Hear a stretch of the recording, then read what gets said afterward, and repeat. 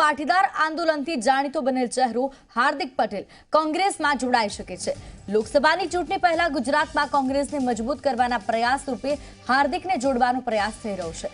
સંભાવના એવી છે કે જામનગર સીટ પરથી હાર્દિક પટેલની લોકસભા ચૂંટણી લડાવવામાં આવશે। અત્યારે જામનગર બેઠક પર ભાજપના પૂનમ માડમ સાંસદ છે। શક્યતા એવી છે કે 12 તારીખે ગાંધીનગર નજીક અડાલજમાં રાહુલ અને સોનિયા ગાંધીની જાહેર સભામાં હાર્દિક કોંગ્રેસમાં વિધિવત રીતે જોડાશે।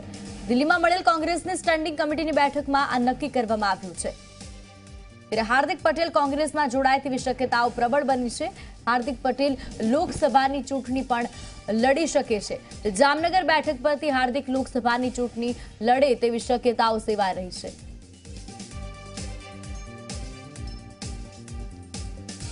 તો અલ્પેશ ઠાકોર ભાજપમાં જોડાઈ શકે। ભાજપમાં જોડાયા બાદ સંસદીય સચિવ તરીકે શપથ લઈ શકે। કોંગ્રેસના રાધનપુરના ધારાસભ્ય છે અલ્પેશ ઠાકોર। અલ્પેશ ઠાકોર જાન્યુઆરી મહિનામાં કોંગ્રેસના મોવડી મંડળથી ખૂબ જ નારાજ છે, ત્યારે તેમણે વિજય રૂપાણી સાથે પણ મુલાકાત કરી હતી।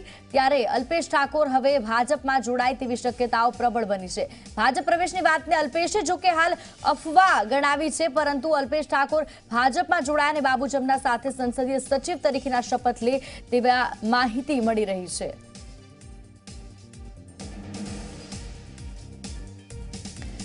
संवाददाता गौरव पटेल फोन लाइन पर। गौरव, एक तरफ हार्दिक पटेल कांग्रेसમાં જોડાય તેવી શક્યતાઓ છે, બીજી તરફ અલ્પેશ ઠાકોર છેલ્લા ઘણા સમયથી ભાજપ તરફી ઢળી રહ્યા હોય, કોંગ્રેસના મોટા ભાગના કાર્યક્રમ અને બેઠકમાં ગેરહાજર હોય તેવું જોવા મળી રહ્યું છે।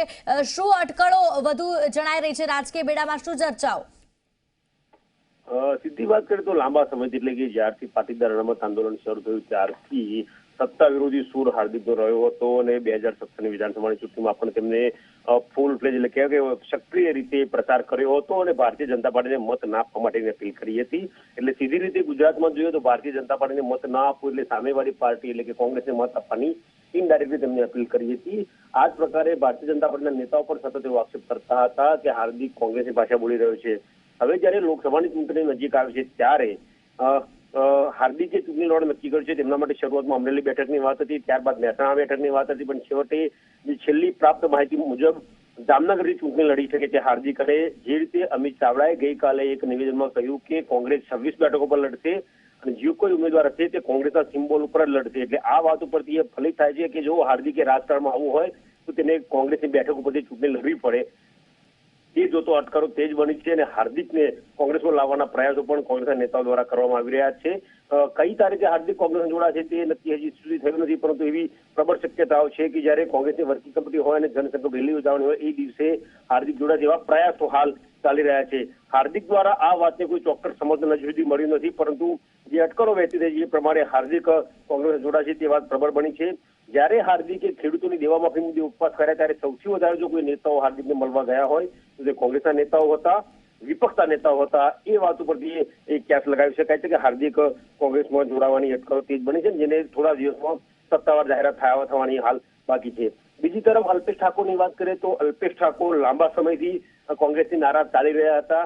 જે કોંગ્રેસના ધારાસભ્યો ખરા અને અલ્પેશની ઠાકોર સેનાના જે ચૂંટાયેલા ધારાસભ્યો ખરા તેમને પોતાના વિસ્તારમાં જો કામ કરવું હોય અથવા તો ઠાકોર સેનાના કાર્યકરો કોંગ્રેસના ચૂંટાયેલા ધારાસભ્યો પાસે જયારે ગ્રાન્ટ લેવા જતા હોય ત્યારે તેમાં કમિશનની માંગ થતી હતી।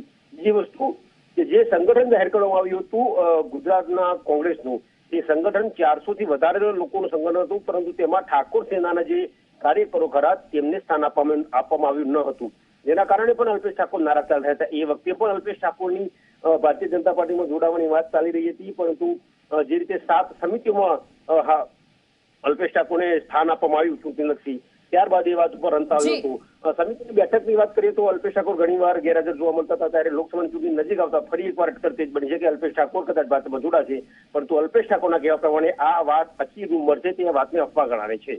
બિલકુલ ગૌરવ, આભાર સમગ્ર માહિતી બદલ। તો અલ્પેશ ઠાકોર કોંગ્રેસનો સાથ છોડી શકે તો બીજી તરફ હાર્દિક પટેલ કોંગ્રેસમાં જોડાય તેવી શક્યતાઓ પ્રબળ બની છે।